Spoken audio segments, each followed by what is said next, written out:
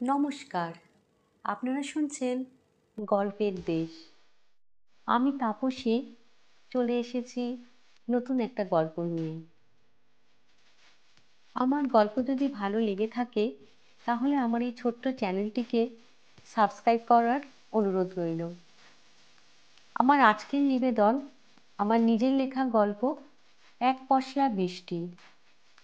গল্প পাঠে আমি নিজে পুরুষ চরিত্রের জন্য এআই ভয়েস এফেক্টের সাহায্য নিয়েছি। শুরু করতে চলেছি আমার নিজের লেখা গল্প এক পশলা বৃষ্টি। সারাক্ষণ ল্যাপটপে মুখ গুজে পড়ে আছো, কাজ নেই কর্ম নেই। তোমার মতো এমন ইডিয়েট অকর্মণ্য পুরুষ মানুষ আমি কমই দেখেছি। এখন 2000 টাকা ছাড়ো তো দেখি। 2000? অত টাকা আমি কোথায় পাবো? তুমি জানো তো এখন আমার মাসের শেষ। ল্যাপটপের ওপর থেকে চোখ না সরিয়েই জবাব দেয় অতনু। মাসের শেষ আর মাসের শেষ, 2 বছর ধরে একই কথা শুনে শুনে আমার কান পচে গেল। কি করতে যে আমি তোমায় বিয়ে করতে গেছিলাম, কুড়ে হাজব্যান্ড আর তার কেশো রুগী মাকে নিয়ে আমার জীবনটাই নরক হয়ে গেল। কেন যে তখন বাপির কথা শুনলাম না। আক্ষেপ ঝরে পড়ে সুচিস্মিতার গলায়। যদিও স্ত্রীর এমন বাক্য মানে অতনু অভ্যস্ত, তবুও আজ উত্তর দিতে বাধ্য হলো। সুচি, তোমাকে কতবার বলেছি আমার মাকে আমাদের অশান্তির মধ্যে টেনে আনবে না। মা তোমার কি ক্ষতি করেছে বলো তো? আর এখন আক্ষেপ করেই বা কি করবে? বিয়েটা তুমি জোর করে করেছিলে। এবার মহাপ্রলয় আছড়ে পড়ে অতনুর ওপর। You bloody fool! এত বড় সাহস তুই আমার মুখে মুখে কথা বলিস? 1 পয়সার মুরদ নেই, আবার বুলি কপচানো। আমি এক্ষুনি রেডি হয়ে আসছি, আমার টাকাটা রেডি রাখিস। কথাগুলো বলে গট গট করে ভেতরে চলে যায় সুচিস্মিতা। যখন সুচির মাথায় আগুন চড়ে যায় তখন ভাষার কোনো ঠিক থাকে না, সেটা জানে অতনু। সুচির চলে যাওয়ার দিকে অতনু অসহায় দৃষ্টিতে তাকিয়ে থাকে কিছুক্ষণ। আজ নির্ঘাত বন্ধুদের সাথে সিনেমা টিনেমায় যাবে। দেওয়াল হ্যাঙ্গারে ঝোলানো পাঞ্জাবির পকেট থেকে মানি ব্যাগটা বার করে টাকা গুনতে থাকে। মাইনে হতে এখনো 2 দিন বাকি। মায়ের শরীরটাও খারাপ হয়েছে, ডাক্তার দেখানো দরকার। কপালে গভীর চিন্তার ভাঁজ পড়ে অতনু। সুচিকে এখন টাকা না দিলে কি যে হবে।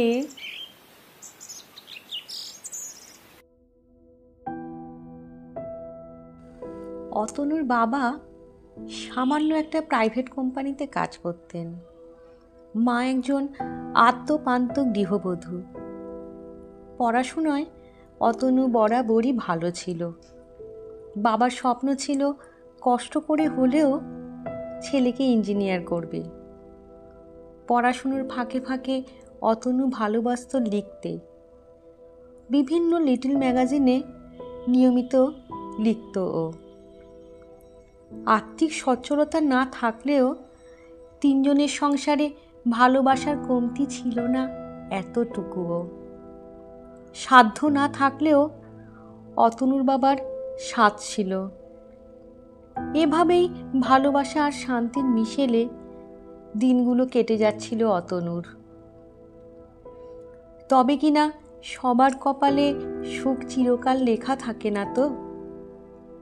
অতনুর যখন ক্লাস 12, ওর বাবা হঠাৎ স্ট্রোকে আক্রান্ত হয়ে পৃথিবীর মায়া ত্যাগ করেন। আচমকাই অতনুর জীবনে ঘনিয়ে আসে অন্ধকার।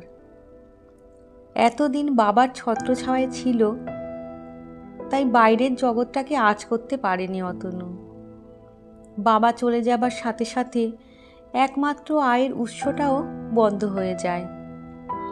যেখানে দুজনের পেট চালানোই দায়, সেখানে লেখাপড়া কন্টিনিউ করা তো অতনুর পক্ষে একটা বিলাসিতা বই আর কিছু না। অথচ বাবার স্বপ্ন ছিল ছেলেকে ইঞ্জিনিয়ার করার। বাবার স্বপ্নকে গলা টিপে মারতে প্রাণ চায় না অতনুর। সারা জীবন গৃহবধূ ঘরকুনো হয়ে থাকা অতনুর মা অনেক চেষ্টা চরিত্র করে এক বড়লোকের বাড়িতে বাচ্চা সামলানোর কাজ পায়। আর অতনু বেশ কয়েকটা টিউশনি জোগাড় করে নেয়। উচ্চ মাধ্যমিকে ভালো রেজাল্ট করে সিটি কলেজে ম্যাথসে অনার্স নিয়ে ভর্তি হয় অতনু। না, বাবার স্বপ্ন পূরণ করার জন্য ইঞ্জিনিয়ারিংয়ে ভর্তি হওয়া হয়নি অতনুর। সায়েন্স নিয়ে পড়ার খরচ প্রচুর। একসময় পড়াশুনো চালানো অসাধ্য মনে হয় অতনুর কাছে। পড়াশুনোর খরচ মেটাতে মা নিজের গয়না বিক্রি করতে থাকেন। সেও সাময়িক সুরাহা। বড় লোকের একমাত্র মেয়ে সুচিস্মিতা অতনুরই ক্লাসমেট। প্রথম থেকেই অতনুর প্রতি আগ্রহ ওর একটু বেশি। নোটস নেওয়া, অঙ্ক বোঝার জন্য অতনুর কাছে প্রায় আসত সুচিস্মিতা। অঙ্কে তুখোড় অতনুও আপ্রাণ চেষ্টা করত নিজের সেরাটুকু দিতে। একদিন সুচিস্মিতার বাড়িতে মোটা মাইনের পরিবর্তে অঙ্ক শেখানোর ডাক পড়ে অতনুর। দ্বিতীয়বার ভাবেনি অতনু। পড়াশুনো চালাতে গেলে প্রচুর টাকার দরকার যে। অঙ্ক শেখাতে গিয়ে দুজনের জীবনের অঙ্ক যে মিলে যাবে তা বোধহয় বুঝতে পারেনি অতনু, বা বুঝলেও হয়তো না বোঝার ভান করেছে।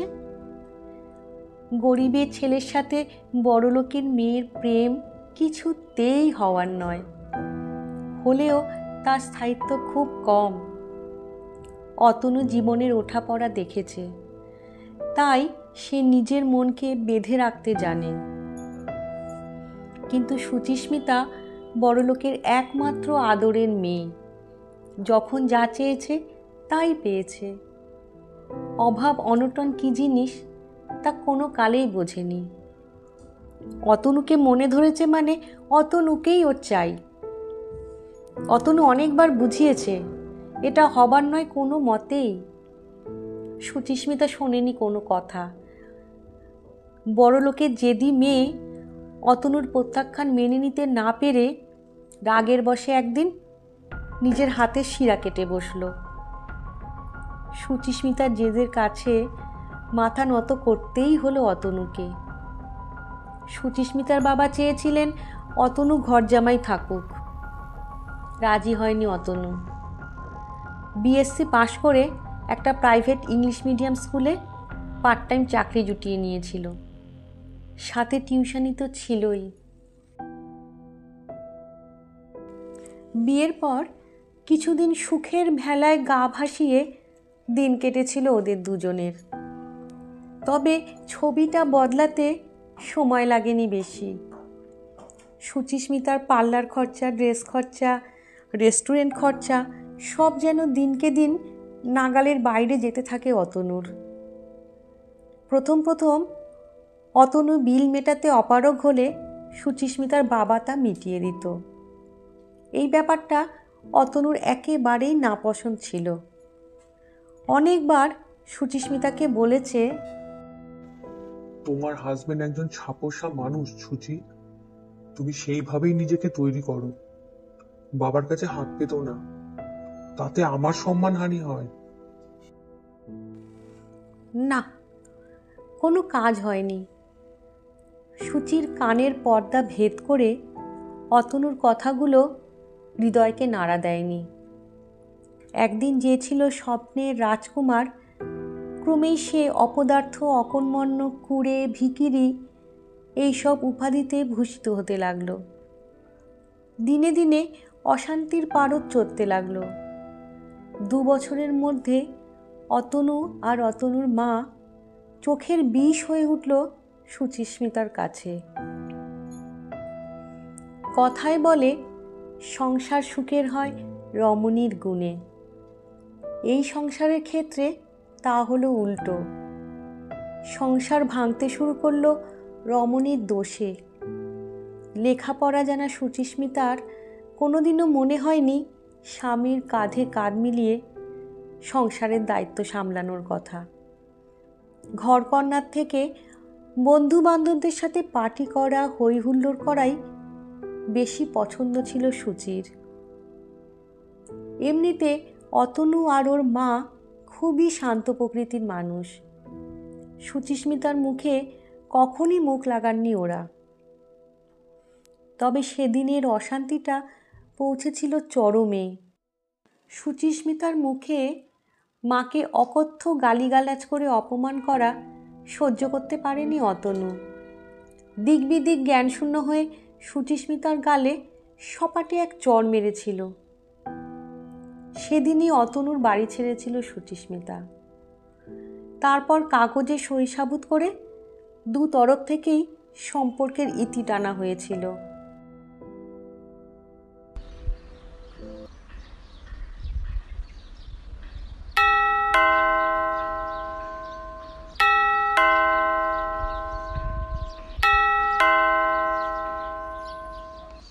টানা কয়েকবার কলিং বেলের আওয়াজে রান্নাঘরের কাজ ফেলে আঁচলে হাত মুছতে মুছতে দরজা খোলে মায়ামাসি। দ্য সিটি পত্রিকা থেকে এসেছি, আজ অ্যাপয়েন্টমেন্ট ছিল। বসুন ম্যাডাম, আমি দাদাকে ডেকে দিচ্ছি। আগন্তুককে বসিয়ে রেখে যেমন শশব্যস্ত হয়ে এসেছিল তেমনই শশব্যস্ত হয়ে চলে যায় মায়ামাসি। সোফা ছেড়ে উঠে দাঁড়িয়ে ঘরের নিখুঁত পর্যবেক্ষণ করতে থাকে সুচিস্মিতা।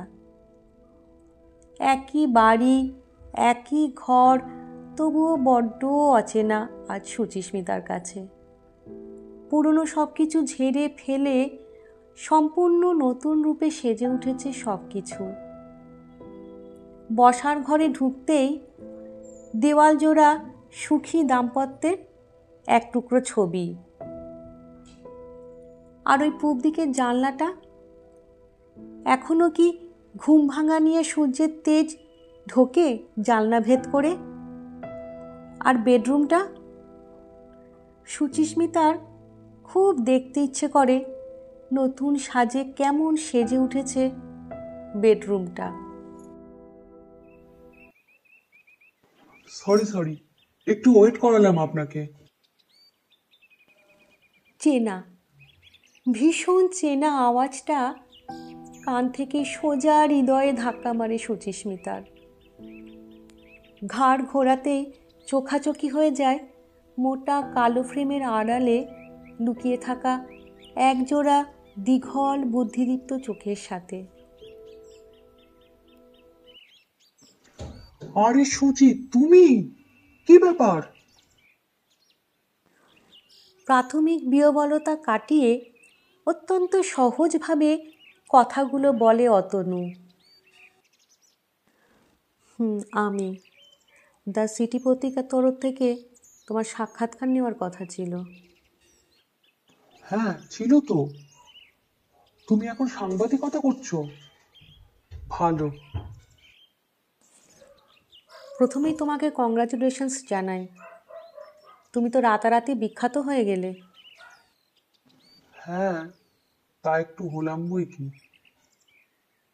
যে উপন্যাসটা তোমায় এবছরের সাহিত্য একাডেমি পুরস্কার এনে দিল, তার সম্বন্ধে যদি দু চার কথা বলো। এক পশলা বৃষ্টি। আমার মনে সমস্ত রং দিয়ে সাজিয়েছিলাম। কথায় বলে, পুরুষের সফলতার পেছনে একজন নারীর ভূমিকা থাকে। আমার ক্ষেত্রেও তাই। তবে একজন নয়, দুজন। প্রথমজন আমার সহধর্মিণী শিমুল। ও পেশায় স্কুল শিক্ষিকা। আমাকে সব সময় লেখার উৎসাহ জুগিয়ে গেছে। জানো তো, লাস্ট 1 বছর আমি সংসারের কোনো ব্যাপারেই নাক গলাইনি।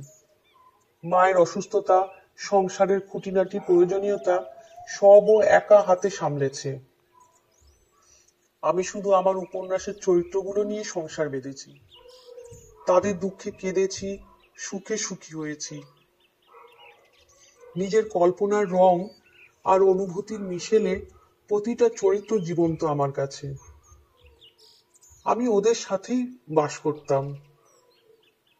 এক পশলা বৃষ্টি তখন আমার সংসার। এই নিয়ে শিমুল কিন্তু কখনো কোনো অভিযোগ করেনি। সব সময় আমার পাশে থেকে একজন আদর্শ স্ত্রীর ভূমিকা পালন করেছে। কথাগুলো শেষ করে থামে অতনু। কিছুক্ষণ দুজনেই নীরব। অতনুর কথাগুলো সুচিস্মিতার হৃদয়ে একের পর এক ছুরিকাঘাত করে গেছে। এটা তো হবার কথা নয়। ও তো নিজেই অতনুকে ছেড়ে চলে গেছিল। তাহলে আজ কেন এমন অনুভূতি হচ্ছে? গলার কাছে আটকে থাকা চাপা কষ্টটাকে কোনো রকমে ঢোক গিলে নিয়ে আবার প্রশ্ন শুরু করে সুচিস্মিতা। আর দ্বিতীয় জনের কথা বলো। তার কথা আর কি বলবো? তার কাছ থেকে আঘাত না পেলে আজ হয়তো আমি সাহিত্যিক অতনু গড়াই হতাম না, শিমুলকেও আমার পাওয়া হতো না। তাই একটা থ্যাঙ্কস তারও প্রাপ্য। শেষের কথাগুলো সুচিস্মিতার কানে কাটার মতো বিঁধল। এখানে আর বসে থাকা সম্ভব নয়। আচ্ছা, চলি। সোফা ছেড়ে উঠে দাঁড়ায় সুচিস্মিতা। আরে দাঁড়াও দাঁড়াও, আজকের দিনে তোমায় মিষ্টি না খাইয়ে কি করে ছাড়ি? মায়ামাসি, মিষ্টি নিয়ে এসো। আজ আমার স্ত্রী একটি ফুটফুটে কন্যা সন্তানের জন্ম দিয়েছেন। বৃষ্টি নাম রাখবো ভেবেছি। প্রচন্ড দাবদাহের পর এক পশলা বৃষ্টি যেমন শরীর মনে আরাম এনে দেয়, ও তাই প্রচুর কষ্টের পর এক মুঠো আনন্দ। কথার ফাঁকেই মিষ্টি নিয়ে হাজির মায়ামাসি। ভদ্রতার খাতিরে একটা মুখে তুলতেই হলো। মিষ্টির স্বাদও বড় তেতো লাগে সুচিস্মিতার কাছে। যা কিছু ওর নিজের হবার কথা ছিল একদিন, তা আজ অন্য কারো। এর জন্য দায়ী কে? ও নিজেই তো। অতনুর আজ ভরা সংসার, আর ও কি সেই না পাওয়াদের দলেই পড়ে?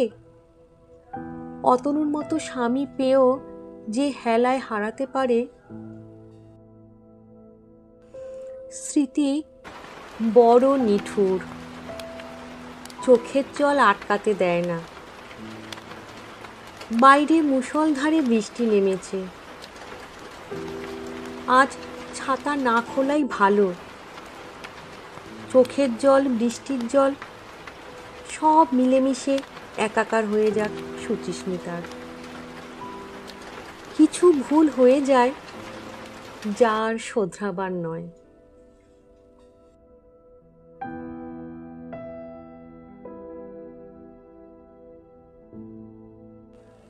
শেষ হলো আমার নিজের লেখা গল্প এক পশলা বৃষ্টি। গল্পটি কেমন লাগলো কমেন্ট করে জানালে কাজে উৎসাহ পাবো। আজ তবে এটুকুই থাক। খুব তাড়াতাড়ি ফিরে আসবো নতুন গল্প নিয়ে। ভালো থাকবেন।